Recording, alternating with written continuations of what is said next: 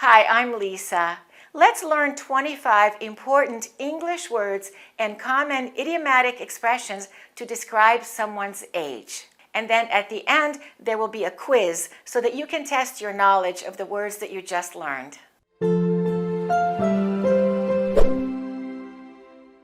What do you think this idiom means? Wet behind the ears. Do you have the same one in your native language? When a baby is born, it's wet.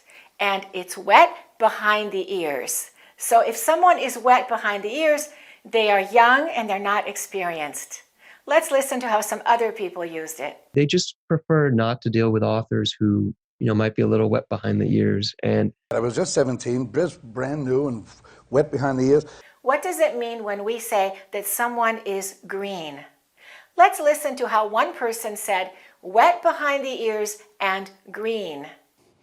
But when I was a 23-year-old pastor in South Florida, wet behind the ears, green, green, green, green. He said wet behind the ears, green, green, green, green. If someone is green, they have very little life experience, or they're new at a job or at a skill, or maybe they're not fully mature, like a piece of fruit. Fruit is green before it's ripe. For example, when I started teaching English, I was only 21 or 22 years old. I didn't know much about how to be a good teacher. I was green. Describe a time when you were green. Or maybe you are green right now. You just started a new career and you don't know very much yet. You are still learning. You have very little experience. You are green. Let's look at the idiomatic expression, over the hill. If you say someone is over the hill, it means that someone is not young anymore. They can't do something because of their age. Their best years are behind them. So we have a hill and we can reach the top of the hill and then we start going over the hill. We start going down. We often see this idiomatic expression on birthday cards. For example, this card says, "You are 40 years old. You are here. You are on top of the hill, but you will soon start going down the hill. So soon you will be over the hill." And this is also a funny birthday card. It says, "It's better to be over the hill than buried under it." Let's listen to the way some other people used it. Like, I'm over the hill in a chronological sense. When I was 20, I thought, well, if you were over 30, you were over the hill. The next expression is from the cradle to the grave. This is a cradle. This is a grave. So from the beginning of your life until the end of your life, throughout your whole life, for all of a person's life. For example, we can say, my grandmother lived in the same house from the cradle to the grave, her entire life. Let's listen to how some other people used it. Or the main character of the film to be played from the cradle to the grave by one actor. From the cradle to the grave, from his birth to his burial. From the cradle to the grave. And what does it mean if someone says, "You robbed the cradle"? Do you know the meaning of that expression? Do you have a similar one in your native language? This is a cradle. And to rob means to steal, to take something that doesn't belong to you. So if you rob the cradle, you take the baby from the cradle. And that means you have a relationship with someone who is much younger than you. For example, we can say, her husband is 15 years younger. She robbed the cradle. How many years difference in age do you think there should be when we can use this expression, to rob the cradle? I think 5 or 7 years is not robbing the cradle. In your opinion, when does that start? 15 years or maybe 20 years? Let's listen to how some other people used it. So they seem to know how to deftly handle any trophy wife or robbing the cradle commentary. Ooh, robbing the cradle, older woman. Let's look at the expression, a senior moment. To have a senior moment. A senior moment is a moment of confusion. When you forget a word or you forget what you're trying to say, you can joke and you can say, I'm having a senior moment, or that was a senior moment. I temporarily forgot because I'm getting old. Let's listen to how some other people used it. I always forget his name. I'm having a senior moment. Ben Carson, yeah, Ben. I had a thought, and I just had a senior moment because that was going somewhere. Next up is a movie called Senior Moment. Perry, tell us the story. Let's look at the next expression, act your age. If you say to someone, act your age, that means you need to stop behaving like someone who is much younger. You need to be more mature. You need to behave in a way that someone is expected to behave for your age. You can say to someone, you're not a baby, act your age. Or we can say, she's 21 years old. I thought she was younger because she doesn't act her age. She still talks and thinks like a teenager. She doesn't act her age. The next word is underage. A person who is too young to do something, maybe to drink alcohol or to vote. They are not the legal age yet. They're underage. If you want to buy alcohol in the United States, you must be 21. There are laws against underage drinking. And the opposite of underage is of age. Of age has two different meanings. And the first one is simply how old someone is. You can say, he is 21 years of age. And that's the same meaning as he is 21 years old. She is 30 years of age. But if we don't give the number, and if we just say she is of age, that means she is an adult. She is no longer underage. It's a legal age to do something, to be of age. For example, we can say, he is not of age for buying alcohol, or he is of age. We also use of age this way, to come of age. And that means to reach the age when you're legally considered an adult. For example, we can say, he will inherit the money when he comes of age. Let's look at the next expression, May, December. We often say a May-December relationship. Can you guess what that is? This is a marriage or a romantic relationship between a young person and a much older person. So one person is in the spring of their life, they're in May, and the other person is in the winter of their life, they're in December. Do you have a similar expression in your language? For example, we can say, her parents didn't approve of her May-December romance. We can also say a May-December marriage or a May-December wedding. Let's listen to how some other people use this expression. And that worked. That May-December marriage worked. It takes a lot of adjustment to be in a May-December type relationship. Some of them are with partners of the same age. Some of them are in what we call May-December relationships. Let's talk about a very common way to talk about how old someone is by using the verb to be plus in plus a possessive pronoun such as his, her, my, or their, plus the decade plus s. For example, she's in her 20s. He's in his 30s. We're in our 40s. They're in their 50s, and so on. So if we say she's in her 20s, that means her age is somewhere between 20 and 29. Maybe she's 21, maybe she's 25, maybe she's 28. I don't know for sure, or it's not necessary to specify. So you simply say, she's in her 20s.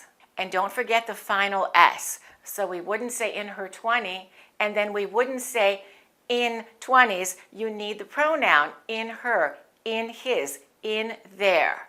Let's practice. Repeat after me. We got married in our 20s. Or you can say, my parents are in their 50s. Or you can say, my grandparents lived well into their 90s. Well into their 90s means older than just 91 or 92, maybe 95, 96, 97. They lived well into their 90s. And now let's get more specific when we're talking about age. Now we're going to add the words early, mid, and late. We can say, I think he's in his early 20s. And that means I think he's 21, 22, or maybe 23 years old. He's in his early 20s. Or we can say he's in his mid-20s. And that's 24 years old or 25 or 26. And how about if he's around 28 or 29 years old? What can we say? You say it. We can say he's in his late 20s. I think he's in his late 20s. Okay, let's practice that a bit more. Let's say we think a woman is 31 or 32 years old. What can we say? We can say, I think she's what? You say it. I think she's in her early 30s. And now let's say that naturally. Repeat after me. I think she's in her early 30s. Let's practice with a few more examples. How about if you see a man and you think he's around 44 or 45 years old? What can you say? I think what? I think he's in his mid-40s. Repeat after me. I think he's in his mid-40s. Okay, one more example. How about a man who is 58 or 59 years old? What would we say? In his late 50s. Repeat after me. He's in his late 50s. And by the way, you can also do this about teenagers. You can say he's in his late teens, and that means he is 18 or 19 years old. Or she's in her early teens, 13 or 14 years old. Before we continue learning more, I would like you to pause this video and make your own sentences about your family members or about your friends. For example, you can say, I'm in my early 20s, but my brother is in his mid-20s. My mother is in her late 40s. My father is in his late 50s, and so on. Pause the video now and practice. Okay, let's continue. Let's get even more specific when we talk about age. Let's learn to fix a very common grammar mistake. For example, we can say, my son is 6 years old. Of course, you know that, right? But here is a common mistake. Some people say, I have a 6 years old son. That's not correct. There should be no S at the end of year if the noun follows the age. The age, 6 years, functions as an adjective because it describes a noun.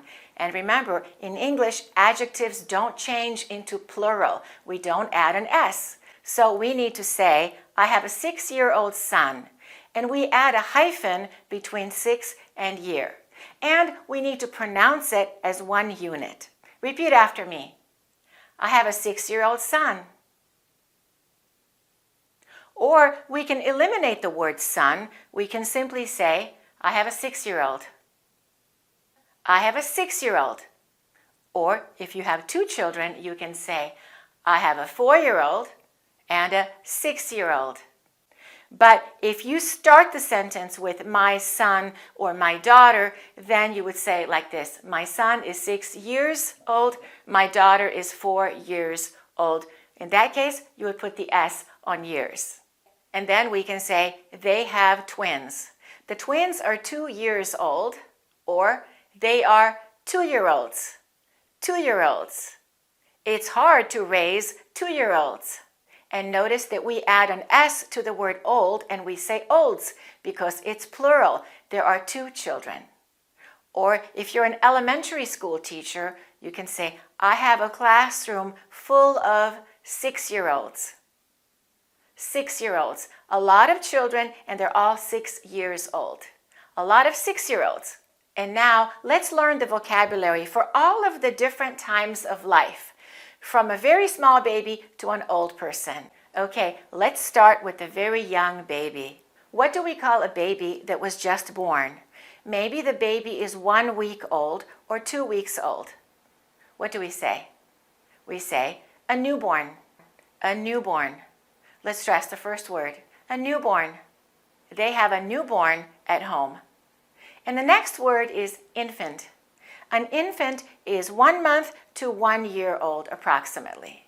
It's a baby, an infant. Let's look at the next word.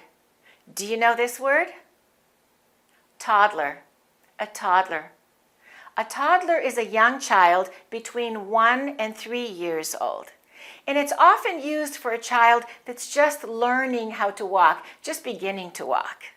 And this word comes from the verb to toddle, which means to walk unsteadily, to walk awkwardly with short steps.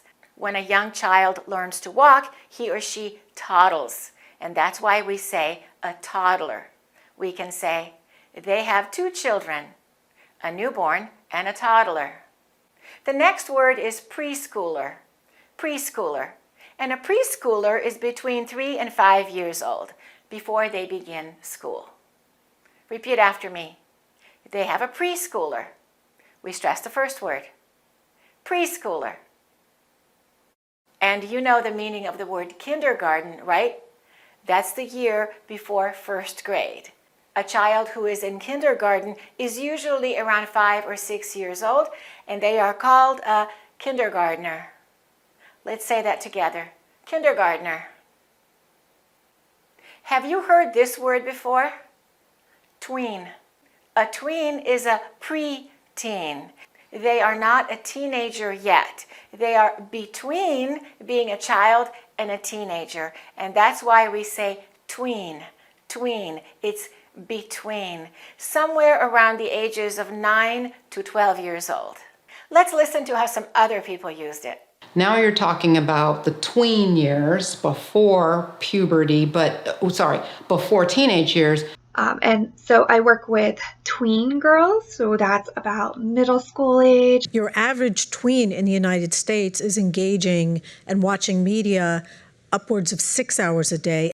And then, of course, we have teenager. And a teenager is between 13 and 19 years old. And in case you don't know why we say teenager, it's because the age ends with the word teen. So number 13, 14, 15, 16, and so on.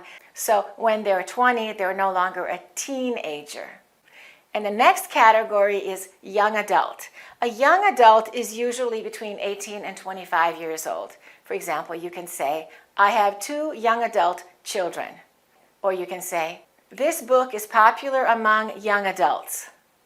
And we have the words middle age or middle-aged. And there is no specific number. Some people say that middle age starts at 35, and other people say it starts at 40. But it's anywhere between 35 and 60. It depends on your definition. We can say, he has reached middle age. A middle-aged man, a middle-aged woman. And then after middle age, we can say, this person is elderly. Or you can say, this person is a senior. If we say he's a senior, that has 2 different meanings. The first meaning is someone in their final year of high school or of university. We can say he's a high school senior or he's a college senior. But what if a store says we give senior discounts? What does that mean? Does that mean we give a discount to someone who's in high school or college? No, in that case, we're talking about someone who is older. Maybe 60 or older, an older person. And we can say, there's a senior center in my neighborhood. So remember, a senior can be a person graduating from school soon or an older person. And we have the word senior citizen. And we can say, discounts are available for senior citizens. And that's another way to say a senior citizen. Okay, it's time for your quick review quiz. Let's look at the first question. If someone is dating a much younger person, they are robbing the blank. What's the word? Robbing the cradle. Let's look at the next question. If we say he will get the money when he becomes an adult, we can say he will get the money when he blank of age. What's the verb that we need here? When he comes of age. Did you get that one correct? Let's go on to the next one. If you want to tell someone to stop behaving like a child, you're not a child anymore. You can say to that person, blank your age. What's the verb? Act. Act your age. Which idiomatic expression means that someone is young and naive, and maybe they don't have a lot of experience? They are blank behind the blank. 2 words. Wet behind the ears. Did you get that one correct? Let's look at the next one. A baby that is only 1 or 2 weeks old. What do we say? A blank. A newborn. Let's look at the next one. What do you call a young child that is just learning how to walk? A toddler. A toddler. What do we call someone who is too young for something? For example, they're not allowed to drink alcohol because they are blank. Underage. They're underage. And what is the opposite of underage? Someone who is old enough for something. They are old enough to drink alcohol or to vote. They are blank blank. 2 words.